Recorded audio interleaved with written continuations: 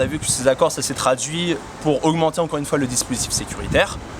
Toujours dans la logique de plus de police, rendre cet endroit invivable pour que les gens ne viennent pas, mais on a vu que ça ne fonctionnait pas. L'année dernière, suite au naufrage, il y a eu des mesures qui ont été prises avec des nouveaux moyens techniques, des avions, ça n'a servi à rien du tout. Les personnes continuent à prendre le bateau. Voilà, parce qu'on ne répond pas au fond du problème. Le fond du problème, il n'est pas répondu. C'est pas en emmenant de la police que les gens, en fait, ça va résoudre le fond de leur problème. Ils vont quand même continuer à essayer de commencer leur vie. Et le truc, c'est qu'aujourd'hui, l'État français et britannique, alors je pense, encore une fois, même eux, ils doivent pas, ils sont dans l'illusion, hein, ils doivent s'auto-convaincre de ça, qu'ils vont pouvoir maîtriser l'ensemble de la frontière.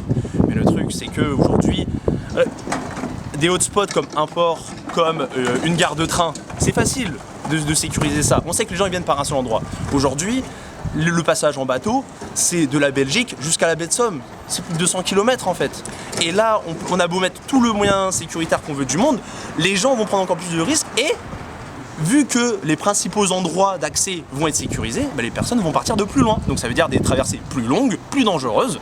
Et on voit ça cette année, déjà plus de 40 000 traversées en bateau, c'est un record.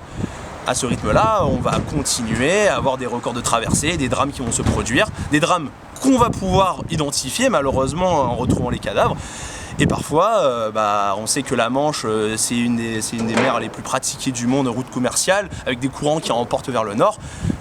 Qui sait le nombre de personnes qui sont mortes et qu'on n'a pas retrouvé leur corps. On sait aujourd'hui qu'il y a plus de 355 personnes qui sont mortes depuis les années 2000. On sait que c'est pas le chiffre définitif et que d'autres personnes sont forcément décédées, mais c'est déjà trop en fait, c'est déjà trop.